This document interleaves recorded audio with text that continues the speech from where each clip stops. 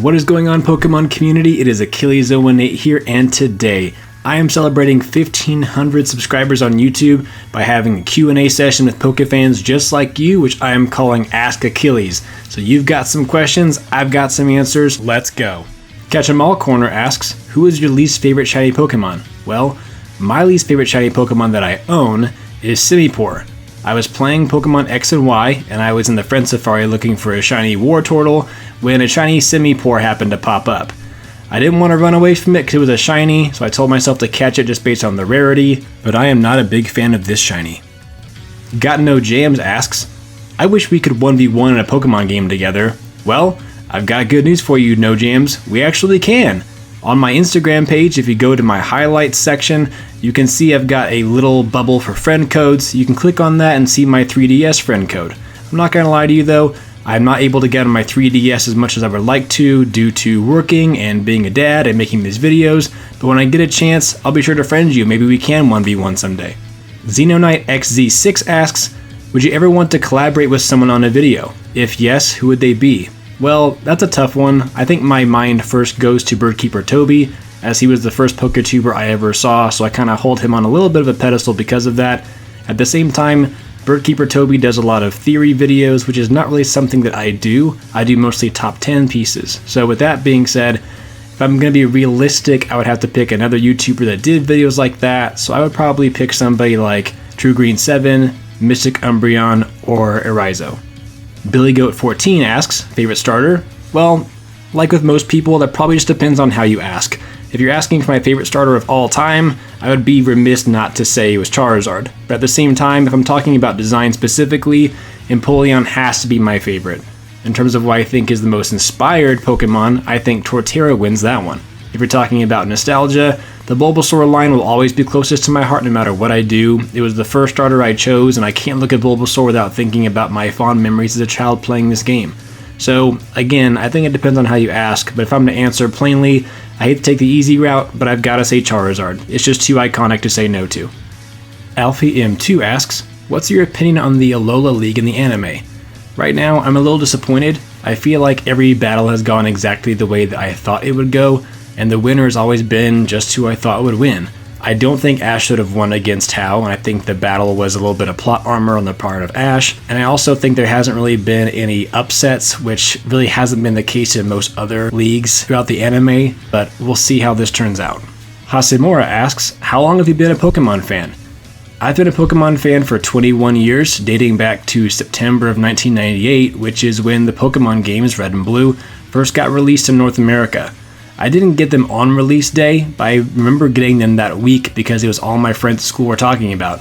I had blue version and my brother had red version. We only had one Game Boy, so we had to watch each other play on the bedroom floor and wait until we got until Viridian Forest, I believe, where I saved my game and turned it off. I played first because I was older, and then I gave him the Game Boy and watched him play red version. I picked Bulbasaur, he picked Charmander, and we ended up getting a second Game Boy because we were having a really hard time sharing. I Collect Thunderbolts asks, what gave you the idea to make a YouTube channel? Well, quite simply, I just saw other people doing it for about 4 years, and I told myself that this is something that I wanted to do. I really wanted to add my voice to the community that I loved and appreciated so much, and being a Pokemon fan for as long as I have, I felt like I could add my voice to theirs and make good, solid videos that share my opinion with the world. Adilki Nunez asks, where are you from? I am from Texas. Specifically, I'm from the city of San Antonio, Texas. Hyrule Lionel asks, what's your favorite Pokemon? Like the favorite starter question, I think this one's really hard to pin down, but overall, I think that my favorite Pokemon is Darkrai, hence why he's the mascot of my channel. But I have to say, a really close second is Ho-Oh. And Ho-Oh's design, I think, is immaculate, and Ho-Oh's shiny form is hands down my favorite shiny of all time. Pandoran Pokemon Master asks, you would only have 6 Pokemon to start your Pokemon Master journey. Which would they be? That's a really tough question to answer, but I want to answer it as realistically and lore friendly as I possibly can. I think if I start a Pokemon Master journey, it would have to be in the land of Johto, as that's my favorite region. So with that being said, I've selected 6 Pokemon that are from that region that I would start my journey with. As my starter, I would choose Totodile, then I would catch a Mareep and a Heracross and a Phanpy, and then I would catch Ho-Oh as my legendary Pokemon. I would beat the Elite Four with these Pokemon, and I would travel to Mount Silver, where I would then catch a Larvitar. After that, I would find some way to travel to the Sinnoh region, where I could swap out my Ho-Oh for Darkrai, and that would be my lineup. Liam John R asks, how old are you? Believe it or not, I am 30 years old.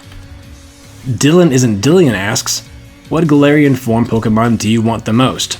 There's rumors about Galarian Arbok and Galarian Girafarig that I'm really excited about. There's also been some really early leaks about a possible Galarian evolution to Pokemon like Farfetch'd. I think the Galarian form that I would like to see the most would either be a Galarian Donphan or a Galarian Houndoom. JC Lynx 41307YT asks, what Pokemon would you choose to be the head of Pokemon? That's easy, Probopass. He's already ahead. AndyBoy27 asks, where and what would you be doing right now if your YouTube channel didn't grow? To be honest with you, I'd still be making videos. Maybe not as frequently, but the idea for me making videos was more to add my voice to the community and not so much to gain followers or start making money. So with that being said, this is really about personal pride for me and about feeling like I'm etching my name into the gigantic wall of PokeTubers on the internet. So for me, it's about my personal aspirations to join a community in a bigger way. Noah Pookie Plays 85 says, hey, it's Noah. I'm planning on starting a Pokemon themed YouTube channel. Any tips? Yeah, Noah, I've got some tips for you. The first thing I would say is, get some practice in before you release a video. Do a couple of mock videos and maybe show them to your friends or family or people whose opinion you care about, and ask them to look at the video objectively and say, hey, would you watch this video again? If the answer is no, or if the answer is yeah, maybe kind of sort of, I would consider you get some feedback from them and ask what the deal is. Is it the mic? Is it noise? Is it lighting?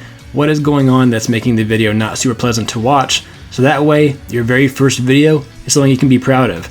I really try to do that with mine, and I'm pretty proud of my first video, but even looking back now after 8 months, a lot has changed, and it's almost cringeworthy for me to watch my first video. My stance when I was starting a YouTube channel was, don't have the first video you make be super cringy just because you're excited and want to get on the internet. Take some time, practice your craft, and make sure your very first video is something worth watching again and again. Sylvia Rosales 7 says, what's your favorite type of dog?